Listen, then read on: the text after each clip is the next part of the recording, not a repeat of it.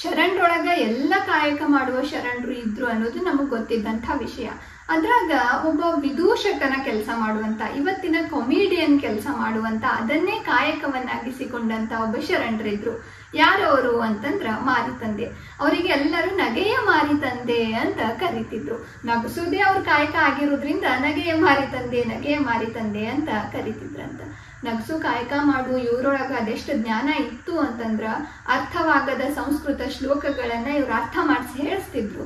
ಅದ್ರೊಳಗೆ ಏನು ಹುರುಳು ಇಲ್ಲ ಅನ್ನೋದನ್ನ ಜನಕ್ಕೆ ತಿದ್ದಿ ಹೇಳ್ತಿದ್ರು, ಬುದ್ಧಿ ಹೇಳ್ತಿದ್ರು.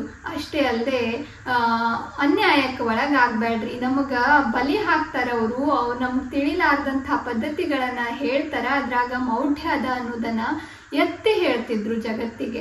ಅಷ್ಟು ಶ್ರಮಪಟ್ಟು ಆ ದಾಸ್ಯದಿಂದ ಮುಕ್ತರಾಗಬೇಕು, ನಾವು ಅದರಿಂದ ಹೊರಗೆ ಬರಬೇಕು, ಮೌಢ್ಯದಿಂದ ಮುಕ್ತರಾಗಬೇಕು ಅನ್ನೋದನ್ನ ನಗೆಯ ಮಾರಿತಂದೆ ತಮ್ಮ ಸಾಕಷ್ಟು ವಚನಗಳೊಳಗ ಹೇಳ್ಯಾರ. ಕೊನೆಗಾಲದೊಳಗ ಕಲ್ಯಾಣ ಬಿಟ್ಟು ಎಲ್ಲರೂ ಚದರಿ ಹೋಗ್ಬೇಕಾಗ್ತದ ಶರಣರು. ಆ ಸಮಯದೊಳಗ ವಚನದ ಕಟ್ಟುಗಳನ್ನ ಎತ್ತಿನ ಗಾಡ್ಯಾಗ ಹಾಕೊಂಡು ಹೊಂಟಿರ್ತಾರ. ಅದನ್ನ ನೋಡ್ದಂತ ನಗೆಯ ಮಾರಿತಂದೆಗೆ ಅದೆಷ್ಟು ಬೇಜಾರಾಗ್ತದ.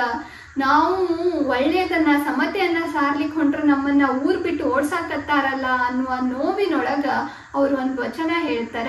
ಆ ವಚನ ಹಿಂಗದ, ಕೇಳ್ರಿ. ಶ್ರಾವಣ ವಚನ ವಾಚನ ದಿನ 21.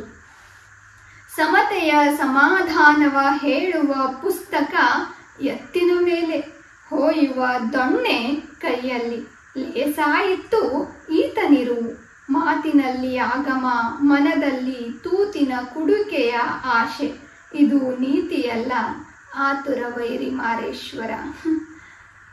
ಬಹಳ ಜನ ನಮ್ಮನ್ನ ಮೋಸ ಮಾಡಾಕತ್ತಿದ್ರು. ವೇದಾಗಮಗಳನ್ನ ಹೇಳಿ ನಮಗ್ ತಿಳಿಯದ ಸಂಪ್ರದಾಯಗಳನ್ನ ನಮ್ಮ ಮೇಲೆ ಹೇರಿ ನಮ್ಮನ್ನ ದಾಸರನ್ನಾಗಿ ಪರಿವರ್ತಿಸಿ ಬಿಟ್ಟಿದ್ರು. ಒಬ್ಬ ಬಂದ, ಆತ ಲೇಸನ್ನೇ ಹೇಳ್ದ. ಲೇಸನಿತ್ತು ಈತನಿರು. ಆತ ಯಾರು? ಬಸವಣ್ಣ ಬಂದ. ಇವನ್ನ ಇರುವು ಭಾಳ ಚಲೋ ಇತ್ತು, ಆದ್ರ ಹೋಯುವ ದೊಣ್ಣೆ ಕೈಯಾಗ ಬಂತು, ಆತನನ್ನ ಓಡ್ಸಾಕತ್ತಾರ.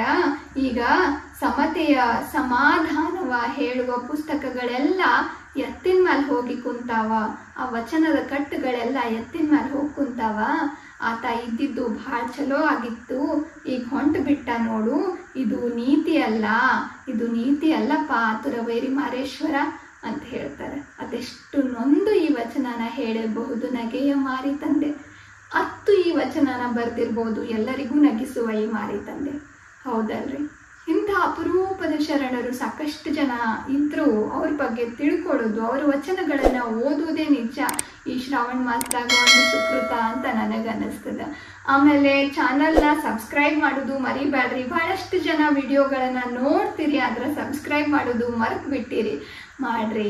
ಸಾಕಷ್ಟು ಶರಣರ ಚಿಂತನೆಗಳನ್ನ, ವಚನಗಳನ್ನ, ಶರಣರ ಬದುಕನ್ನ, ಸಾಧಕರನ್ನ, ಒಳ್ಳೊಳ್ಳೆ ಆಸಕ್ತಿದಾಯಕ ವಿಷಯಗಳನ್ನ, ಪುಸ್ತಕಗಳನ್ನ ತಿಳ್ಕೊಳ್ಳೋನು, ಓದೋನು, ಒಬ್ಬರಿಗೊಬ್ರು ವಿಚಾರಗಳನ್ನ ವಿನಿಮಯ ಮಾಡ್ಕೊಳ್ಳೋನು. ವಿಷಯ ಆಸಕ್ತರಿಗೆ ವಿಡಿಯೋವನ್ನ ಶೇರ್ ಮಾಡ್ರಿ. ಶರಣಾರ್ಥಿ.